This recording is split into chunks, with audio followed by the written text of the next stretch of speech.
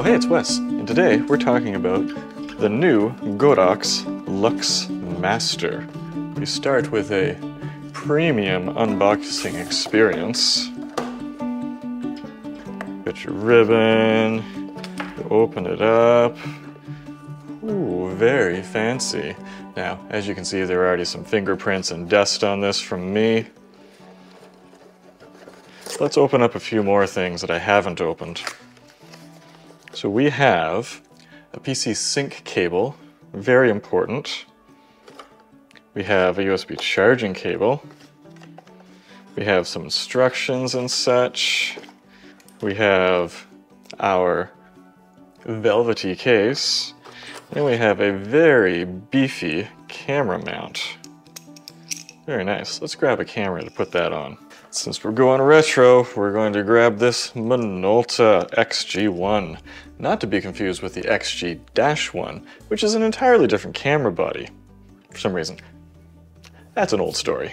Let's mount this on here. As you can see on the bottom here, this is actually the same 1/4-20 plate design as their existing one that was introduced, I believe, with the 8200 Pro. So they're interchangeable. I like that because I mostly used it off camera with one of these. So let's screw this bad boy on. There we go. Like so. And I ended up getting 2 of them. And I'm glad that I did. One was provided to me for this review. Because, for starters, we're talking about build quality. Now, if you were to just look at this, it would appear to be the same sort of chrome, metal, steel build of days of yore, but I am sorry to say that this is chromy plastic for the most part, and this leather grip is a leathery grip. Now, our little proprietary mount here, that is metal, and supposedly there are more accessories to be coming. Unfortunately, unlike the Lux Master, this reflector fan does not stow away inside the unit, but you do have this very nice reflective metallic reflector fan, and I would strongly suspect that this is made out of more malleable metals than reflector fans of the past. This is very flexible. I have some concerns that it might end up getting broken in my bag, but only because I'm a bit careless with the way I stuff things into my bag at times. And you have your little tiny release right here, be-doop. There is also a bulb protector that it comes with. Release and turn. There we go. I haven't tried this before, but there's a red button on the side that releases the bulb. I have mixed feelings about this. It's nice that the bulb retracts as such, but that is a very violent action for a very delicate piece of glass that's going on here. And it would be nice if there was some crazy retro-looking iris design that automatically closed on it, but there isn't. And I can understand that, but I am 100% going to lose this. However, the bulb retracting kind of prevents that from being too much of an issue. Now, I can hear a lot of people saying, you're touching the bulb. Do not touch the bulb. The outside of this is the bulb protector. You can see there are holes in it for airflow. Even so, this is going to get pretty schmutzy and we're going to have to wipe it down quite a bit. All right, so our connection onto this foot is pretty good. Let's tighten this plate down. And honestly, this base plate is kind of the hero of the build quality. This thing is rock solid, and I love how it extends the whole way across the camera, and it is an Arca Swiss plate. Moving on to a closer look at our build quality. That's right, I'm getting out the utility knife. What's the screen made of? I thought it was glass. If it's glass, it is very soft glass, or very hard plastic. Apparently it might be plastic because I just scratched that. I shouldn't be able to scratch that easily. I do not know what that's made out of. I'm going to have to get myself some Mohs picks to figure that out. Big concern I have about build quality with something like this would be the reliability of a touchscreen. And as you can see, we have a bit of a problem here. Yep. This screen was kind of DOA when it arrived at my door. I have a 50% failure rate here. And unfortunately that's going to have to reflect in my rankings. Now I like that they surrounded the screen with plastic, like it's inset just the tiniest bit, but apparently it wasn't sufficient to protect it from damage. Overall though, the fit and finish of this, as you can see, just looking at it, is top notch. It looks amazing, everything fits together really nicely. And so I'm going to give this a 7 out of 10 for build quality. It looks phenomenal, but once you get it in your hands, you realize that it's not perfect. Feature set. This is a tough one because this is going for features that nothing else has essentially. We have a rotating head, just 90 degrees. There's no lean back design like with some of Godox's flashes. The reflector fan can go to this level, or if you look on the back here, there's another clamp that can tighten it in that changes the reflector pattern. Let's have a closer look at this touchscreen here for our user interface features. Pull down into the menu, then you have 3 things: setting, wireless, and mode. It's a little weird to me that it's not exactly the same user interface as the new X3 or X3 Nano controller. So things look a little bit different. Even the icons, they're similar but not quite the same. Go into our settings here, we have S1, S2 mode. There's no built-in TTL. You would need to get a separate device that isn't quite on the market yet. You can tell it what kind of reflector it has, and that is for the auto exposure modes so that it can figure out how much light it's putting out. Have our sleep modes, how fast it falls to sleep. Auto off. Have our step. You can do our regular or just the number based, which can be fun, kind of like ProPhoto. Screen brightness, language, and reset, and device info. That is our settings screen. If we go into wireless, we can change our channel, our group, or put an ID on. Interestingly, one of these arrived to me with an ID on it, which is incredibly frustrating because a lot of people looking for a simpler device, they would not know about the whole Godox ID thing, so I'm not sure how it got out of the factory that way. Oddly enough, is the one that wasn't broken. In our main modes, there's manual mode, multi-shot mode, or stroboscopic mode, auto mode, which is something that again needs that auto exposure module, or TTL, and that's going to require a transmitter to control it that has TTL built in. We're going to stay in manual mode because that's how we like it here. And so I have changed to just the decimal power level here. Go point something or levels. Yeah, I don't much care for that myself. You can just scroll the wheel to change it. It's honestly the easier way of doing it. It doesn't fire unless the bulb is popped out. Charging, firing, there we go. Pressing this button also brings up the menu. Now, one weird thing to me, let's get that accessory box back out here. Rather hard to get to your PC sync port when it's already been attached to your camera. So you're going to slide this out here. Now I'm going to put this in here. There we go. I'm going to slide the camera back into it. There. And then I'm going to take this cable, and this is an old school camera, so it's got it. And we're going to plug it in.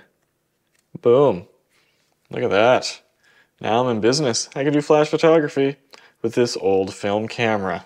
Didn't do any because the turnaround time on getting the film developed is kind of wild right now, and it just would not even remotely be out in time for this review. Okay, so as a feature, the touchscreen is nice. It's nice and responsive. It feels good. Scratches for some reason. Unlike, speaking of which, the screen on this, I can't scratch that with my utility blade. So for the most part, this has been used off camera or even on camera, being controlled by the X3 or X3 Nano.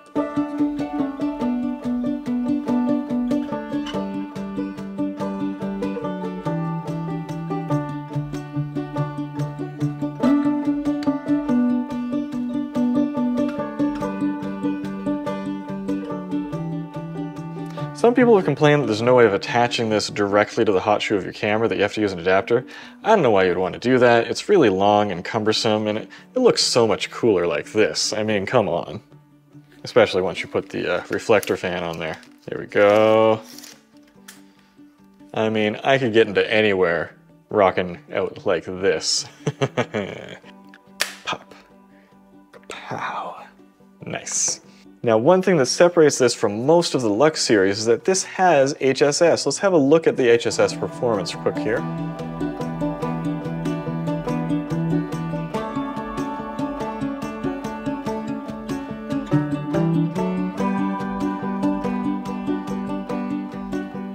Honestly, it's pretty much the same as all the other Godox products except for the V1 Pro. You get some electronic first curtain shutter banding unless you turn off your electronic first curtain shutter, but the performance is fine.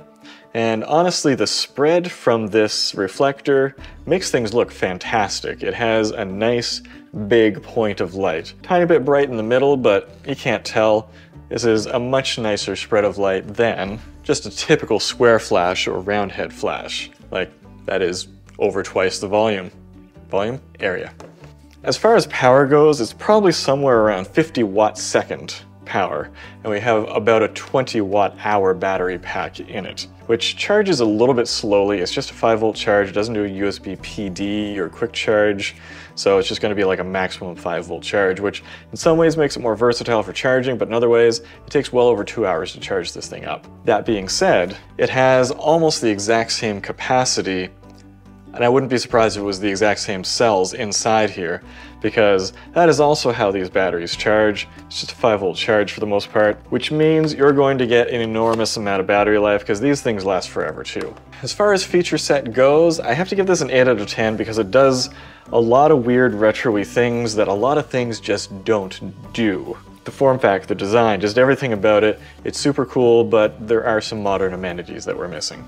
Usability. You gotta know what you're getting into before you get into using this. It's obviously not the same as a normal flash. Again, no lean back head. I can't turn this or twist this easily. The charging is a little bit slow. It does, however, fit very nicely in a bag once you break everything down here. Pop that in. It's a nice slim design. And again, I was super happy that it uses the same mount, which makes it a little bit versatile. That being said, it would be nice if this bracket had a little bit of more movement to it. I can take this off. Let's do that now. There. And I can loosen this. And then you can fold this up against the camera body. I got this a little too close to do that. There. And that actually turns this into a right angle adapter for your camera. So that's pretty cool, multi-purpose. If this is the sort of device that you want, the usability is high. It does way more stuff than an original old school flash would do with your HSS and your charging and your wireless functionality. But this is going to be more versatile for a lot of things. This is a transmitter and a receiver, and the head goes all over the place. It's got a big old screen with more programming functions, and there's no TTL built into it, but you just have that S1, S2 receiver on the side here. I'm gonna give this a 7 out of 10 for usability. Light quality. I'll say it right now, the light that comes out of this is beautiful, and again, the spread from that reflector, fantastic. It's nice and reliable. Close all the curtains. Stay on the phone. We are the monsters.